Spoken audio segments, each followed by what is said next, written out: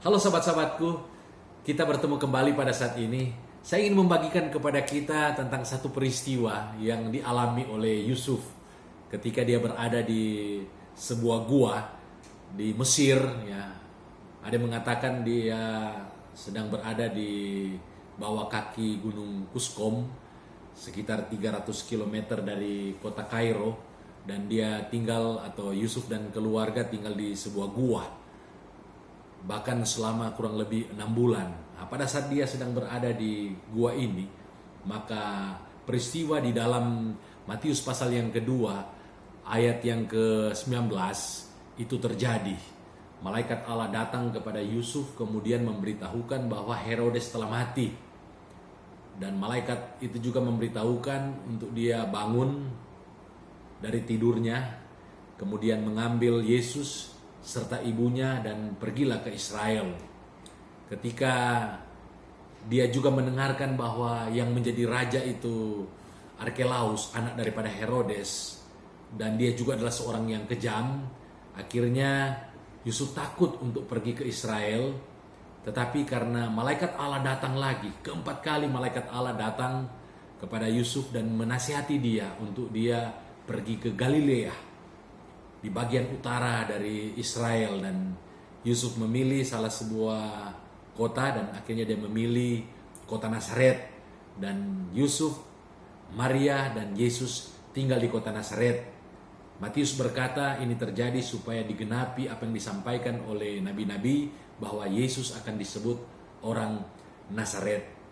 Kebenaran firman Tuhan apa yang bisa kita petik dari kisah ini, yang dapat kita pegang pada hari-hari ini supaya kita menjadi pribadi yang semakin kuat, kita menjadi pribadi yang akan berhasil, rumah tangga kita juga akan berhasil, dan kita akan menjadi berkat, menjadi kesaksian bagi banyak orang, sama seperti yang dialami oleh Yusuf, Maria, dan tentu oleh Yesus Kristus. Dia menjadi juru selamat umat manusia.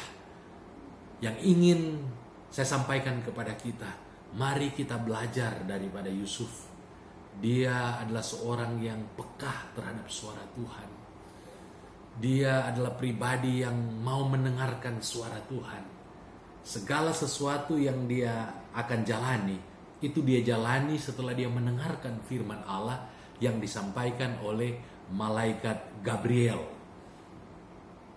Pada waktu dia ragu mengambil Maria sebagai istrinya, malaikat Gabriel datang kepadanya dalam Matius pasal yang pertama, ayat yang ke-18 sampai ayat yang ke-25. Jangan takut mengambil Maria, sebab bayi dalam kandungannya itu dari Roh Kudus. Dia patuh, dia melakukan firman Allah. Kemudian ketika Herodes akan membunuh juga Yesus, dia mendengarkan firman Allah yang disampaikan oleh malaikat Allah. Pergilah ke Mesir. Kita tahu jarak dari Bethlehem ke Mesir itu kurang lebih 690 km, dan harus melewati gunung-gunung, lembah-lembah, harus melewati juga menyusuri sungai, dan dikejar-kejar oleh pembunuh-pembunuh yang sadis yang diutus oleh Herodes. Jadi Yusuf pergi dari Israel ke Mesir, melewati lembah-lembah yang sangat sulit untuk dilalui, dan dengan hanya berjalan kaki, dan dia menuntun keledai yang ditumpangi oleh Maria dan Yesus. Sementara itu pembunuh-pembunuh daripada yang diutus oleh Herodes mengejar dia selama perjalanan yang begitu jauh, tentu berhari-hari, berminggu-minggu, berbulan-bulan harus dijalani oleh Yusuf sampai dia tiba di Mesir. Tetapi sekalipun rute itu begitu berbahaya, begitu sulit, tapi Yusuf itu seorang yang dengar-dengaran. Dia peka terhadap suara Tuhan. Kalau Tuhan sudah berfirman, dia pasti akan melakukannya. Firman Allah berkata, ketika dia bangun, dia langsung mengambil Maria dan Yesus untuk pergi ke Mesir. Pada waktu itu kita tahu peristiwa dia kedatangan orang-orang Majus, dan firman Allah berkata pada malam itu juga dia langsung membawa Maria dan Yusuf. Kemudian juga dalam kisah ini, ketika malaikat Allah memberikan firman untuk dia kembali ke Israel, dia langsung juga bangun, dia pergi juga ke Israel. Ketika malaikat Allah juga berfirman bahwa jangan ke Bethlehem tapi ke Galilea, dia lakukan juga apa yang difirmankan oleh Allah melalui malaikatnya. Ini sangat luar biasa. Sementara kalau kita melihat pada hari-hari ini, ada banyak orang yang mendengarkan firman Allah, tetapi dia mendengarkan firman Allah mungkin hanya 1 menit, 2 menit, tetapi mempertimbangkan untuk melakukan firman Allah itu bisa 1 jam, bisa berjam-jam, bisa berhari-hari, bahkan mungkin ada yang bertahun-tahun baru melakukan firman Allah yang dia dengarkan.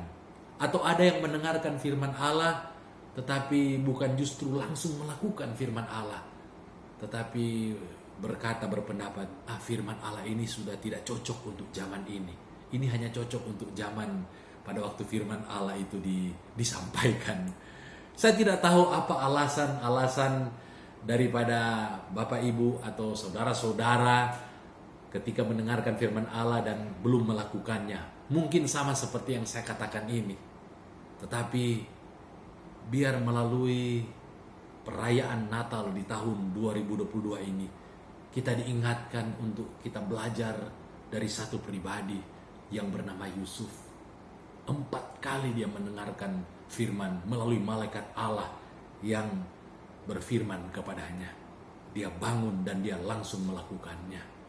Untuk itu jangan heran Yusuf diberkati oleh Tuhan. Keluarganya diberkati oleh Tuhan. Yusuf menjadi pribadi bahkan mungkin diidolakan oleh banyak orang. Gembala sidang saya namanya Yosef. Dan kemanapun saudara pergi akan ketemu dengan orang-orang Kristen yang bernama Yosef, ya. Bahkan dia juga diangkat menjadi salah satu santo, orang kudus. Bukan karena dia seorang yang berpendidikan tinggi, bukan karena dia seorang yang kaya raya, bukan karena dia seorang penguasa. Memang dia keturunan daripada Raja Daud. Tetapi karena pribadinya yang betul-betul tulus hatinya. Firman Allah berkata dalam Matius pasal yang pertama, seorang yang tulus hatinya, tidak ada kebencian, tidak ada celah di dalam hatinya. Dan dalam hati yang seperti ini, ketika Allah berfirman, dia mendengarkan firman Allah, dia langsung bertindak tanpa bertanya-tanya, tanpa berdalih. Dia langsung melakukan firman Allah. Sehingga Yusuf diberkati, keluarganya diberkati. Demikian juga dengan saya dan saudara. Ketika Allah berfirman, ketika kita membaca firman Allah, maka dengan pertolongan Roh Kudus, mari kita melakukan firman Allah ini. Sehingga kehidupan saudara dan saya akan diberkati, keluarga kita akan diberkati, dan kita akan menjadi berkat bagi banyak orang. Selamat menyambut Natal di tahun 2022 ini. Tuhan memberkati.